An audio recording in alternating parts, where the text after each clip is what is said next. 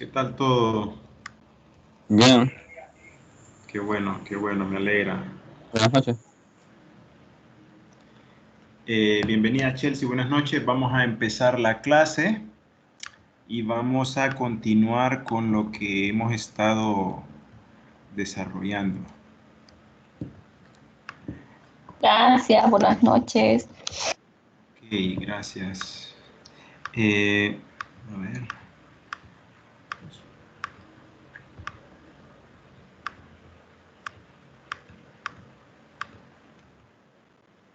Solo permítanme porque aquí ahora sí. Voy a compartirles el Word que estamos llevando esta semana. Entonces vamos a hablar de lo que es el análisis de la información recopilada.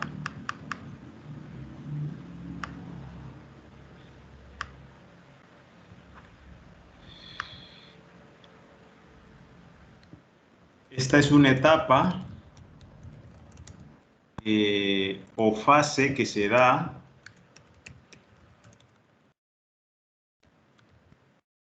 cuando ya hemos terminado el trabajo de campo.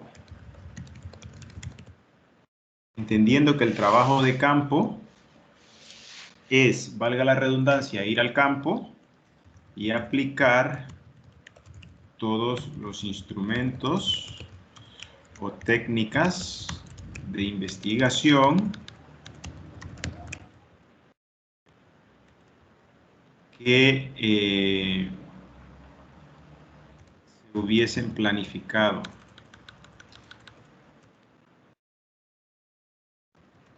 ¿Okay? Esta es una etapa o fase que se da cuando ya hemos terminado el trabajo de campo. Yo, para analizar la información recopilada, primero tengo que ir al campo. O en su defecto, por la pandemia, primero tengo que aplicar alguna encuesta u otro instrumento vía redes sociales, vía correo electrónico. Entonces, una vez que yo voy al campo, termino esa etapa y entro en la etapa del análisis de la información recopilada. Este análisis tendrá diferentes enfoques y dependerá, y estos dependerán de los instrumentos o técnicas que se apliquen.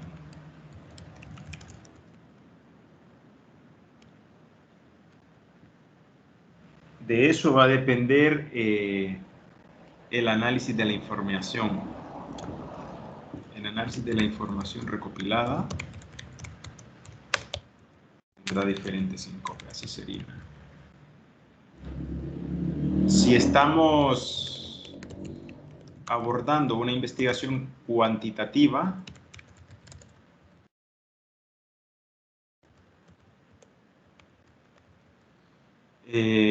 debemos realizar un análisis estadístico. Y este análisis estadístico podría variar dependiendo de lo que se desee alcanzar con el proyecto o con la investigación.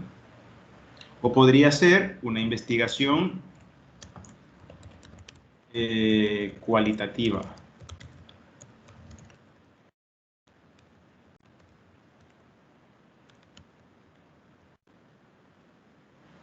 Para lo cual no va a ser necesario un análisis estadístico, simplemente un análisis de cualidades. Entonces, analizar la información, ¿cómo la voy a analizar? Va a depender de los objetivos que nos hayamos planteado, de las herramientas que estemos utilizando o que hayamos utilizado en la etapa de campo para recopilar la información. Y una vez que recopilo toda la información, vuelvo a la oficina para realizar el análisis de esa información recopilada. Escuchen bien, perdón. Vuelvo a la oficina. Lo voy a poner en amarillo y en negrita. Recordemos que la metodología, voy a apuntar eso aquí también porque es importante. Recordemos que la metodología, por lo general, tiene dos fases o etapas, que es la de oficina y la de campo. En esta de oficina, yo planifico, que es todo lo que hemos visto este periodo, la realización del trabajo.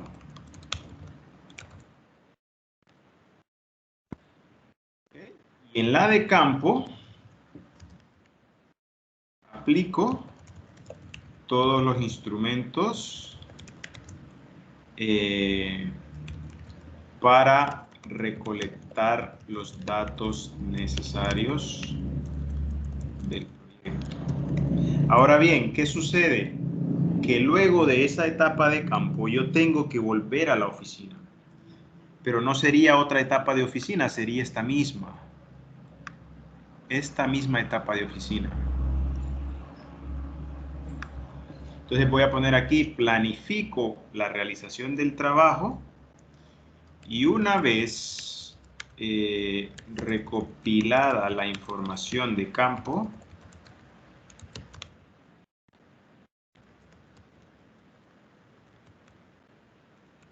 vuelvo a la oficina para elaborar el análisis de la información. En nuestras clases de esta carrera, el tipo de análisis que estamos desarrollando es un análisis básico, estadístico, por ejemplo, básico. No estamos entrando en pruebas paramétricas, pruebas no paramétricas, pruebas de T, pruebas de chi cuadrado, que eso ya es una estadística mucho más avanzada. Entonces, recordemos que esta etapa es de volver a la oficina una vez que yo estuve en el campo. Entonces, yo podría decir etapa de oficina 1, etapa de campo y etapa de oficina 2. O podría decir etapa de oficina y etapa de campo. Y hago la puntualización de que voy a tener una etapa de oficina luego de haber ido al campo. Entonces, aquí, en esta etapa de oficina, se pueden crear bases de datos. Si estamos desarrollando encuestas o entrevistas, por ejemplo. O si estamos aplicando una técnica de observación. Yo solamente voy al sitio, convivo con la gente como que ando de visita, pero mi misión es observar. Ahí mismo en esa observación puedo tomar apuntes, puedo tomar fotos o puedo decidir como técnico hacerlo cuando regrese a la oficina. Esto va a depender de lo que les sea mejor a ustedes. Si usted es una persona olvidada, que se le va a olvidar lo que vio, es mejor tomar nota en el campo de esta observación. Y debemos tener claro qué es lo que queremos observar, cuándo lo queremos observar, en periodo de tiempo. Por ejemplo, nosotros podríamos medir el tráfico en la calle del comercio de tela. ¿Cómo hago eso? Puedo definir puntos de observación. ¿Y qué es lo que voy a hacer? Simplemente pararme en puntos estratégicos, podría decir yo, que es el semáforo de la MUNI y otro el semáforo que está en Pueblos Campesinos, y voy contando cuántos carros pasan en un determinado periodo de tiempo, cuántas motos pasan, cuántas bicicletas pasan, si estoy midiendo transporte, ¿verdad? También puedo contabilizar cuántas personas van a pie sin necesitar esa información. Eso me podría permitir a lo largo del día o del mes tener un análisis de cuáles son las horas picos en las que se mueve más la gente en esa calle. Si es todo el día, si es entre las 8 y las 12 de la mañana, o si es entre las 8 y las 4 de la tarde. Para eso puede servir la observación. Solo observo, pero tengo que saber qué variables estoy observando y cómo las voy a registrar en mis datos. Lo que yo observo y apunto, esos son mis datos. Diferente cuando aplico una encuesta. Sé que aplico la encuesta y las respuestas son mis datos. Todas las respuestas de un instrumento, llámese encuesta o entrevista, son mis datos en bruto o en duro, le dicen, sin haberlos revisado, sin haber desechado datos que no nos sirven, que ahora vamos a ver eso. Entonces, quería dejar claro que esa etapa de oficina se puede subdividir en dos, o dentro de la misma, o puede hacer dos etapas de oficina. Cualquiera de las dos que aplique va a estar bien. Siempre va a prevalecer su criterio como desarrollador local. Entonces, volviendo al tema, puedo crear bases de datos de toda la información que yo recopilo. Puedo revisar en esta etapa la base de datos y eliminar, por ejemplo, los datos incompletos. ¿Qué son datos incompletos? Pueden ser encuestas que no se terminaron de responder. ¿Okay? Aquí yo tengo que definir un criterio. Si yo voy a aplicar una encuesta que tiene 10 preguntas y la persona solo me responde 2 y me dice ya me tengo que ir, no quiero seguir, gracias, yo tengo que ver si tomo ese dato o lo desecho. Lo más conveniente es desecharlo, porque no me da toda la información. Solo estoy hablando de 10 preguntas, que equivaldrían a un 100% y me responde 2, solamente me ha respondido el 20% de mi encuesta. Al final, si usted toma o no esos datos, eso podría tener una variación en los resultados, quitarlo o ponerlo. Entonces, por eso es bueno que si nos tocan hacer 100 encuestas, que hagamos 110 o 105, para que cuando yo revise la base de datos, si tengo que eliminar algunas encuestas, yo las puedo eliminar sin problemas porque estoy sobre el número de las encuestas. El problema es que solo hagamos 322 y luego nos damos cuenta que tenemos 5 encuestas que están incompletas. ¿Por qué es un problema? Porque si el trabajo es en Choluteca y vivo en Tela, ¿cómo hago para volver a ir a Choluteca a tomar 5 encuestas? O sea, todo el tiempo que voy a invertir, todo el dinero que voy a invertir, eso ya sería un problema. Entonces siempre es bueno hacer un poco más de encuesta, en este caso hablando de encuestas. ¿Qué más? En esta etapa, una vez que yo ya tengo depurada la base de datos, por decirlo así, eliminar los datos incompletos, como una depuración le voy a poner aquí. Yo solo con lo bueno. Ya se puede, una vez terminado esto, ya se pueden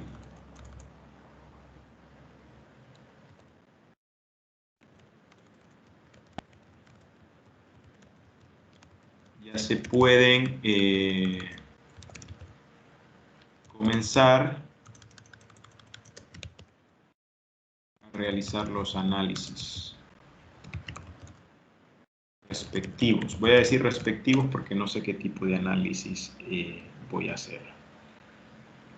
Entonces yo ya empiezo a analizar la información. ¿Okay? Este análisis de la información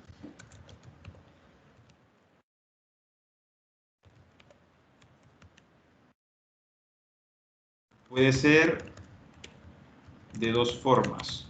que es lo más común en investigaciones cuantitativas. Un análisis de la base de datos Excel y generación de gráficos, y luego una interpretación en Word de esos datos. Esto es lo más común. Cuando yo hago un análisis y tomo datos, si no son datos cualitativos, lo más común es esto, hacer un análisis de la base de datos en Excel. Hay otros programas como Basic, como SPSS, que pueden hacer estos análisis también estadísticos.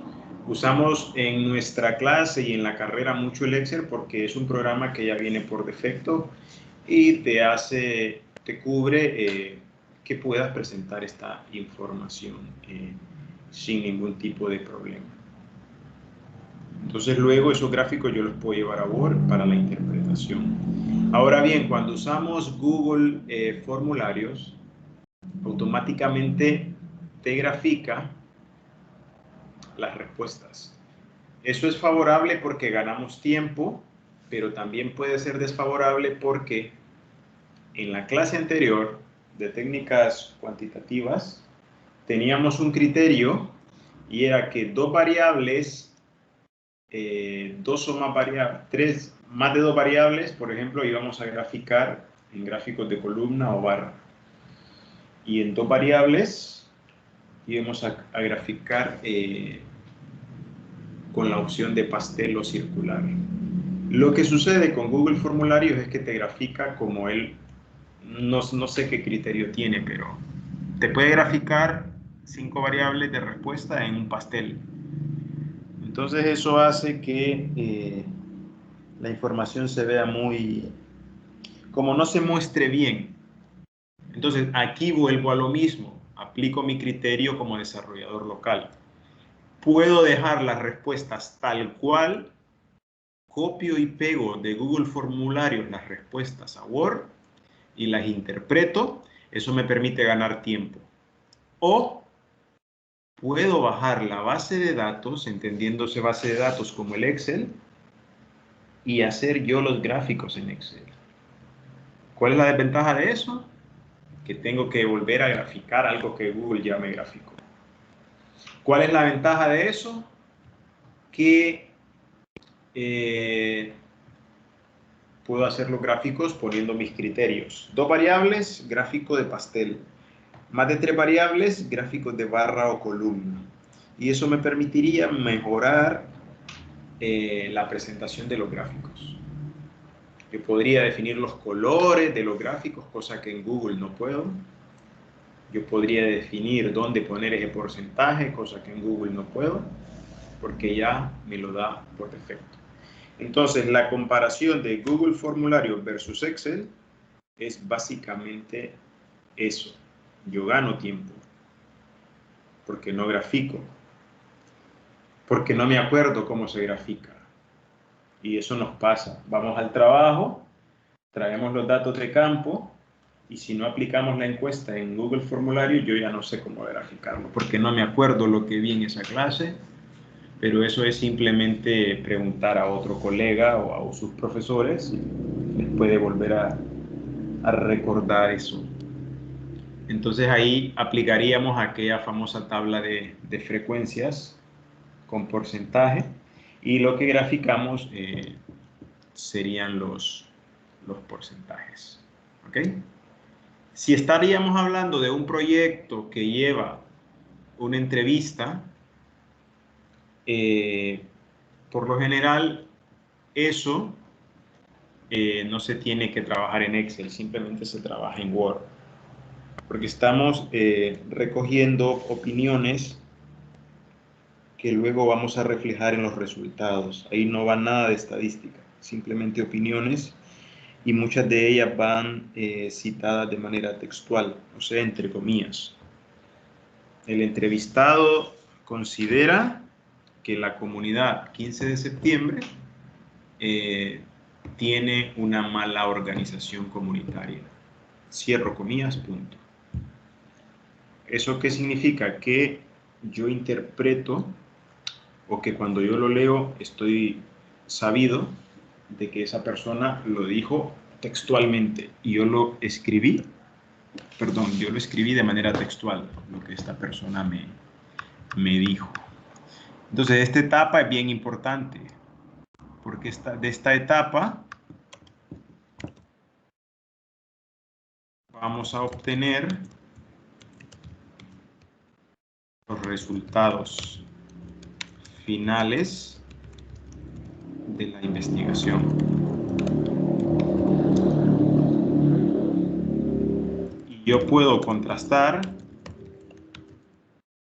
los resultados obtenidos con los resultados iniciales planteados en el diseño, en la planificación de la investigación. ¿Okay? Hay que recordar que estos resultados vienen relacionados con los objetivos específicos. Acordémonos de eso. ¿Qué significa eso? Significa que cada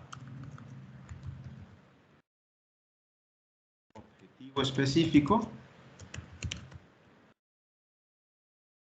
tendrá sus propios resultados. Esto grabémoslo, por favor.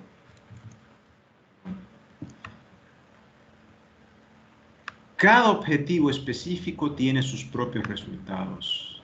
Esto lo tenemos que saber sí o sí, como el ABC. Quiere decir que cuando yo escribo un objetivo específico, automáticamente tengo que pensar en cuáles van a ser sus resultados. Y cuando yo vuelvo a la etapa, después de la etapa de campo, a la etapa de análisis de la información, yo contrasto los resultados que obtuve versus los resultados que planifiqué.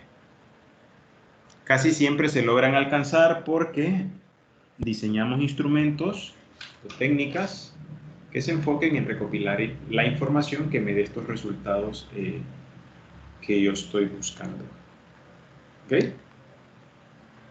Este apartado se puede redactar ya en pasado. Se analizó la información de 380 encuestas recopiladas en diferentes barrios y colonias de la ciudad de Tela y los resultados obtenidos fueron los siguientes. Y ya empieza usted a describir esos resultados. Los resultados se pueden describir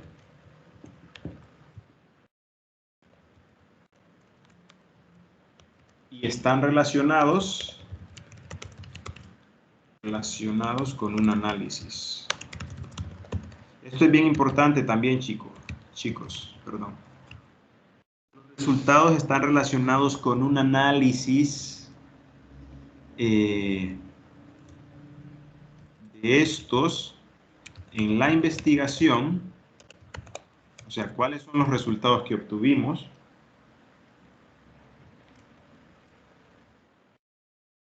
con un análisis, y a su vez una comparativa o comparación con otras investigaciones o proyectos con resultados similares. ¿Qué significa esto? Que yo comparo mis resultados, o sea, los resultados de mi proyecto o de mi investigación con otros resultados obtenidos en proyectos desarrollados a nivel nacional o internacional.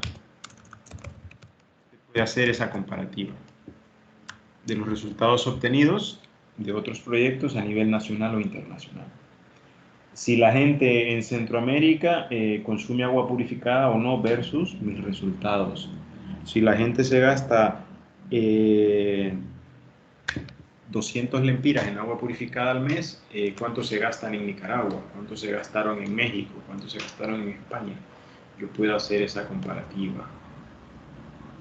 Pero eso ya es un análisis e interpretación. Siempre mis resultados yo los puedo comparar. Y debo comparar con los resultados de otros estudios. Este debo es relativo porque va a depender de si la comparación es válida. Cuando digo válida, es que se pueda llevar a cabo. Porque usted puede decidir, no lo puedo comparar porque no hay estudios, no hay tantos estudios de este tipo. ¿Okay? Y una vez que tengo eso, presento los resultados. Esto se da una vez que se analizan los datos y se interpretan. ¿Okay? Ahora bien, ¿a quién debo presentar los resultados de mi proyecto? Una pregunta que también deben tener claridad.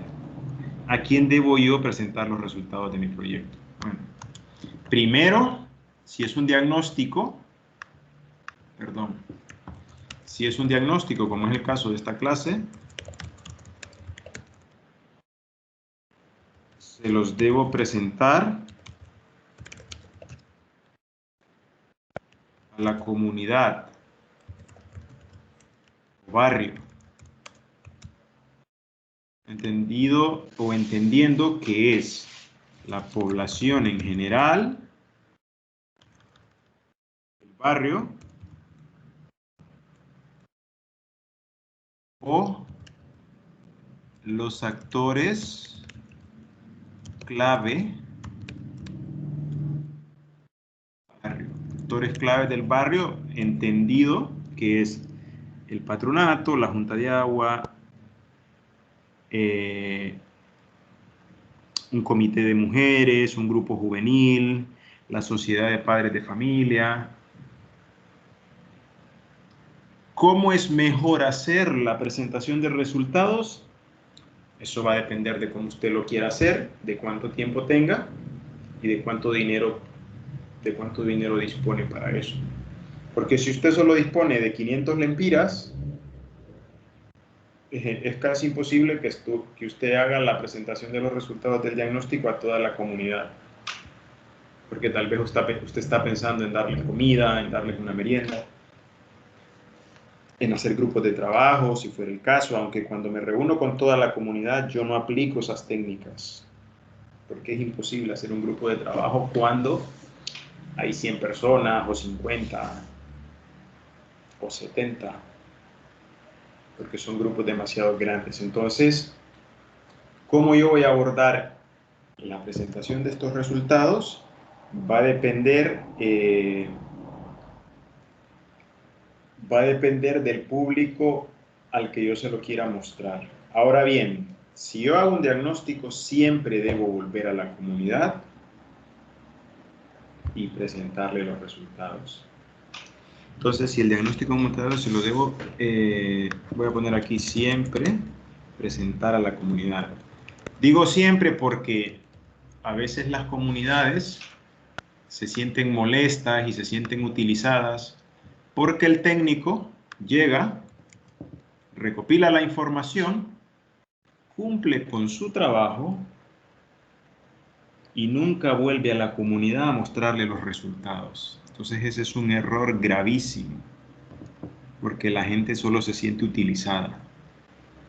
Ya estamos cansados de que vengan aquí, que nos pregunten cosas, Luego se llevan la información y nunca nos enteramos en qué quedó ese proyecto, ni qué fin tuvo. Esas son las palabras de la gente. Entonces, por favor, evitemos que eso a nosotros nos pase. Entonces, siempre, cualquier trabajo que haga, no importa, usted vuelva a la comunidad y socialice los resultados. Luego voy a poner eso aquí. Aquí lo voy a poner para que no se me olvide. Debemos siempre socializar los resultados de un proyecto o investigación para recibir críticas principalmente constructivas, aunque no estamos exentos de que tengamos críticas negativas de todo tipo, que solo están aquí utilizándonos, que esa información no sirve para nada, que todo se quede en el papel, que ya estamos cansados de lo mismo, que cada vez que viene una organización es lo mismo, que no tenemos tiempo, etc. Yo me enfoco en las críticas constructivas. ¿Por qué? Porque estas me van a ayudar a mejorar la calidad de los resultados. ¿Qué significa eso? Que la gente puede opinar desde su experiencia si lo que yo le estoy diciendo con los resultados obtenidos del diagnóstico es correcto o no. Yo pude haberme equivocado, yo pude haber interpretado mal algo y ellos me lo corrigen.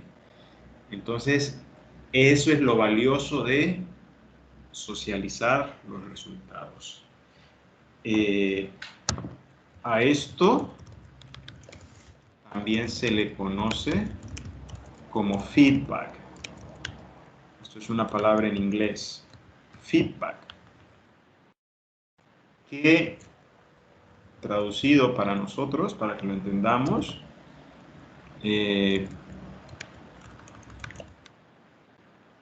traducido puede ser retroalimentación.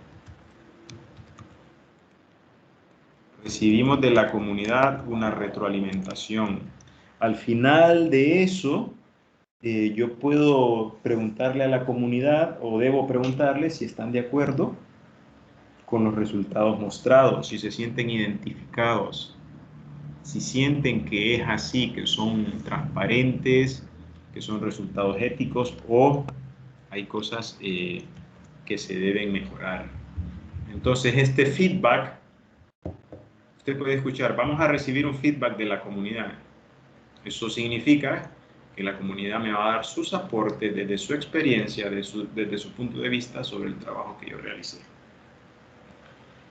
Y sepamos que la gente que vive en la comunidad, esto también grábenselo, porfa, sé que tal vez muchos ya lo saben, sabe más que nosotros.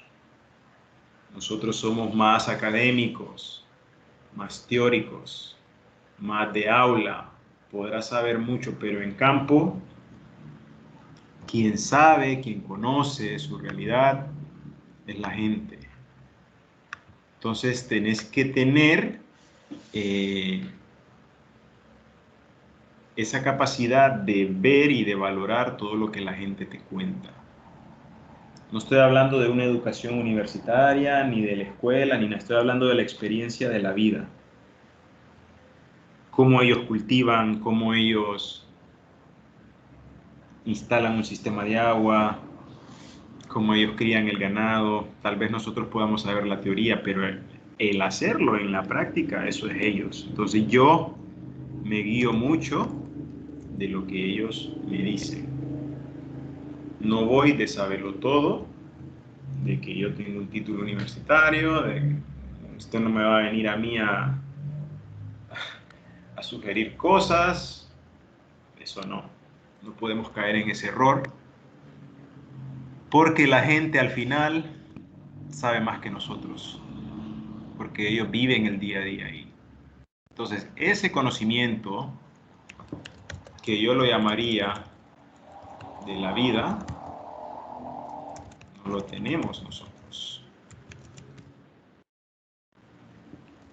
Y debemos valorarlo y aprovecharlo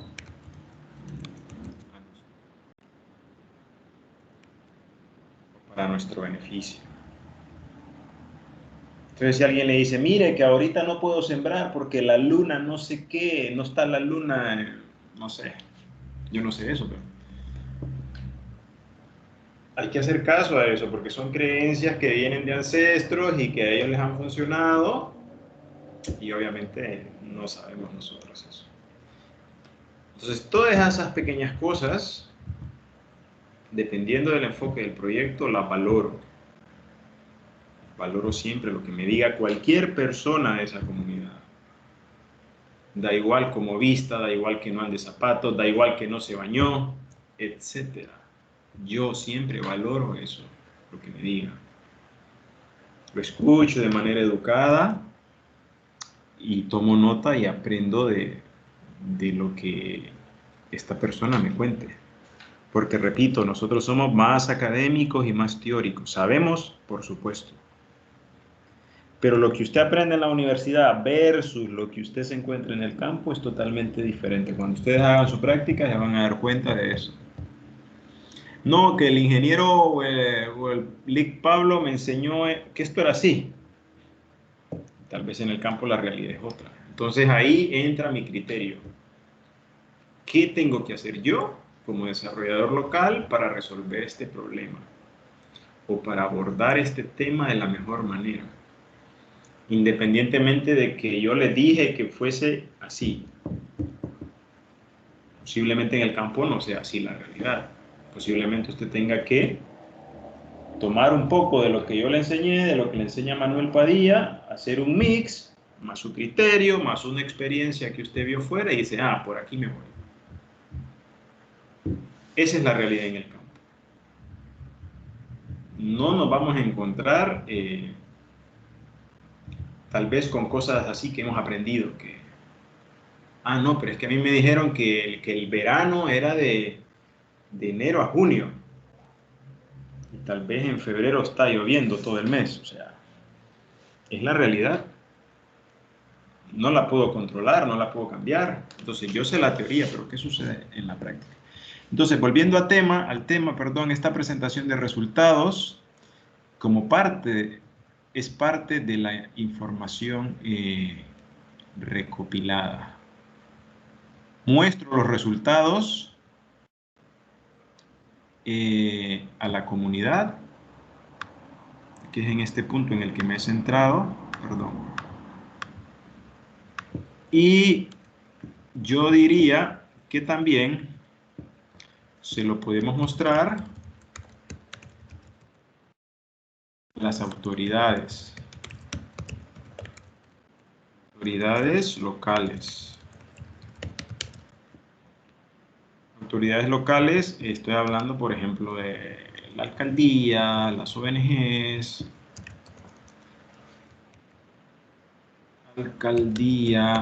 ONGs, instituciones de gobierno.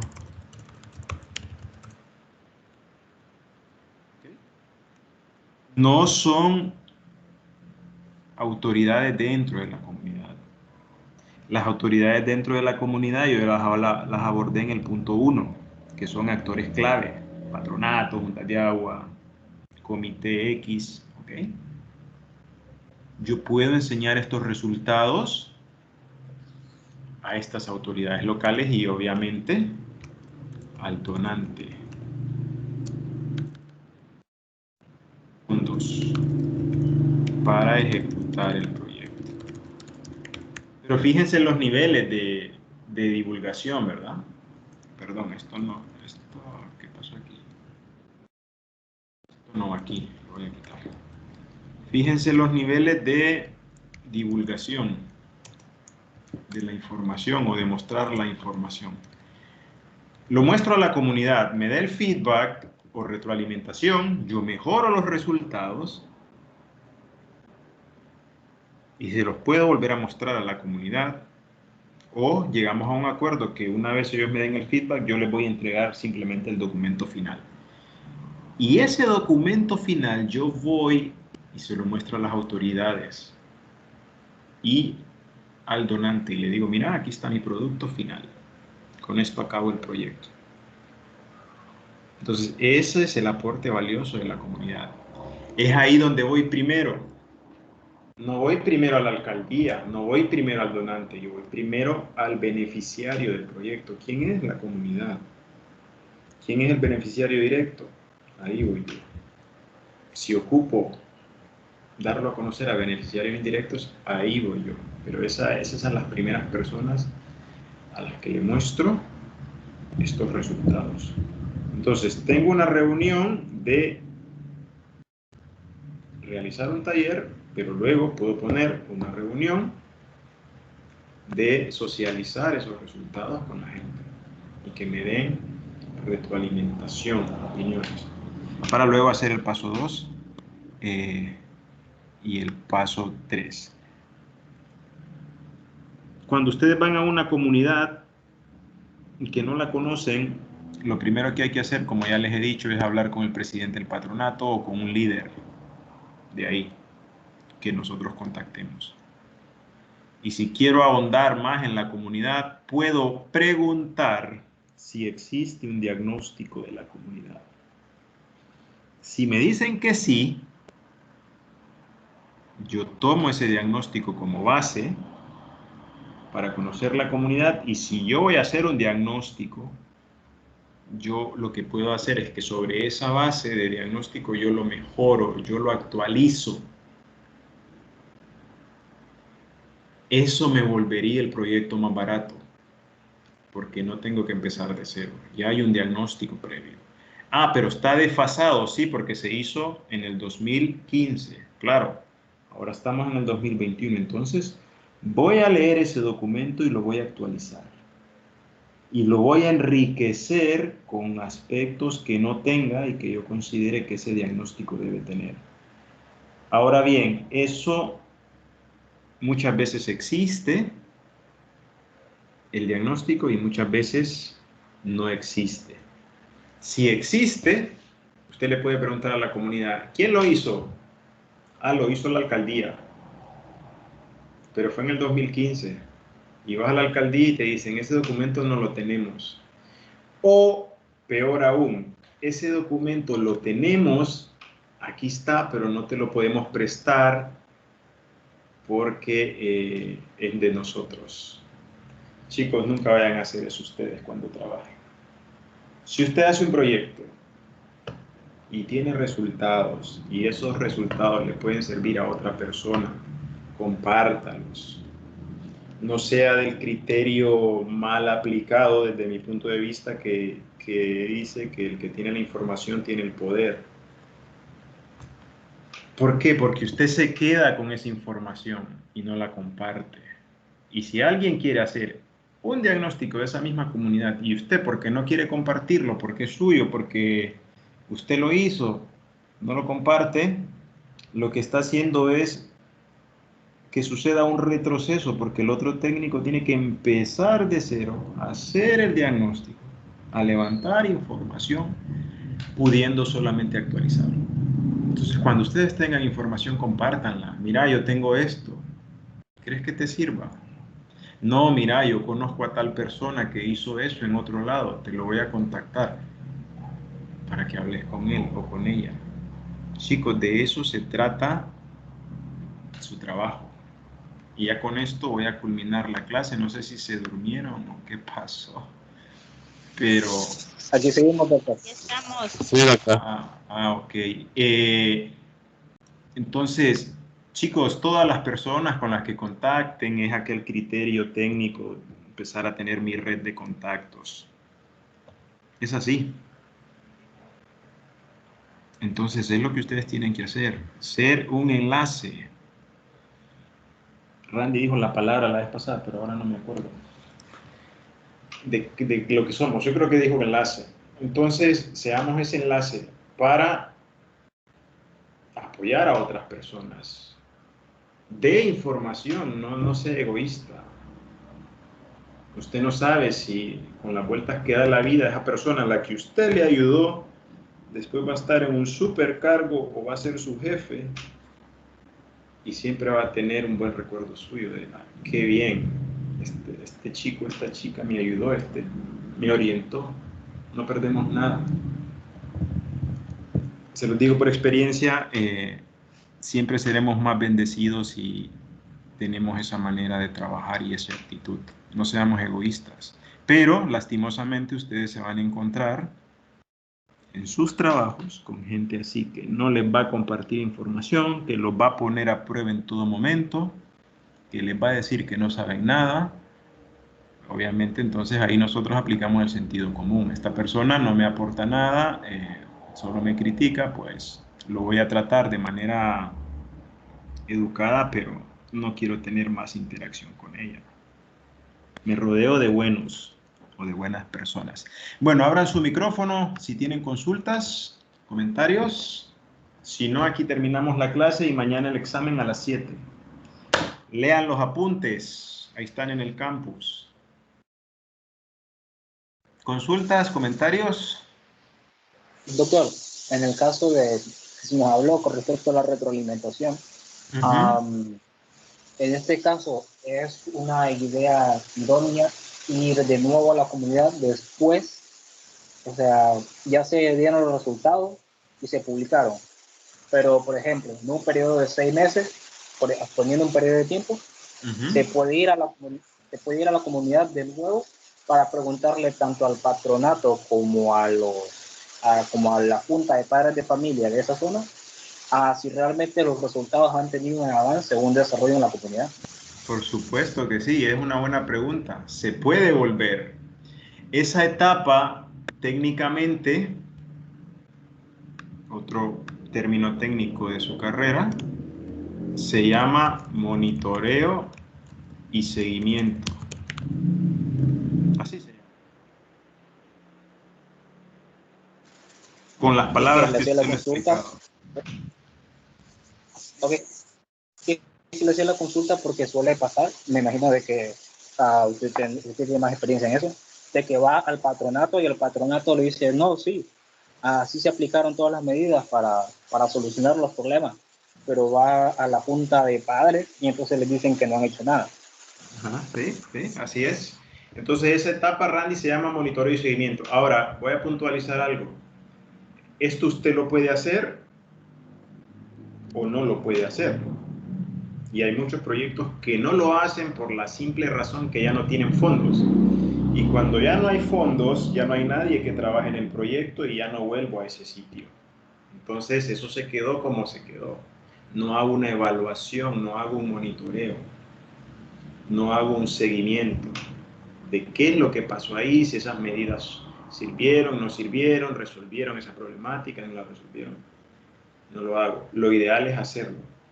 ¿Por qué? Porque al final eso decantaría en algo que se llama sostenibilidad, que luego lo veremos. La sostenibilidad es que una vez que yo termine el proyecto, este pueda seguir funcionando sin mi presencia. O sea, que eso continúe, que las medidas se apliquen. Pero para eso será necesario crear aquel otro término técnico que se llama capacidades instaladas en la gente. ¿Qué significa capacidades instaladas? Que la gente se haya capacitado adecuadamente, que la gente conozca los resultados del proyecto, que conozca las medidas, que las aplique. ¿Y eso cómo se va a lograr? Involucrando a la gente. Si yo no creo esas capacidades instaladas, esta de aquí, nunca o casi nunca voy a hacer que ese proyecto sea sostenible. La sostenibilidad se mide una vez que ya no tengo dinero para ejecutar el proyecto. O sea, que una vez que el proyecto termina y no tiene dinero, a partir de ahí empiezo a ver esa sostenibilidad, porque cuando yo tengo dinero hago reuniones, hago talleres, doy comida, hacemos visitas de campo, conocemos otras experiencias, ahí todo es bonito, pero ¿y cuando no hay dinero? Ahí entra en juego este término, la sostenibilidad, y está muy relacionado con estas capacidades instaladas. ¿Qué tanto yo tanto yo como desarrollador local empoderé a la gente con relación al proyecto. ¿Qué tan empoderada está la gente? ¿Qué tanto maneja cosas de este proyecto? Si nunca los involucro, si nunca participan, mi capacidad instalada es cero y mi empoderamiento es cero. Entonces, vamos totalmente a la insostenibilidad del proyecto. Si hicimos un parque para que los niños jueguen, y ese parque obviamente ocupa un mantenimiento de pintura, de reparación, y no involucré a la comunidad y no creé capacidades instaladas, eso en un año va a ser un cementerio. Se van a robar la madera, se van a robar las piezas, van a vender el plástico, etc. Pero si yo crié capacidades en la gente y los empoderé, ese parque va a estar ahí y va a funcionar sin que yo esté, sin que el donante esté, sin que el alcalde esté, sin que la universidad esté. Ese es el éxito de la sostenibilidad. Le respondí.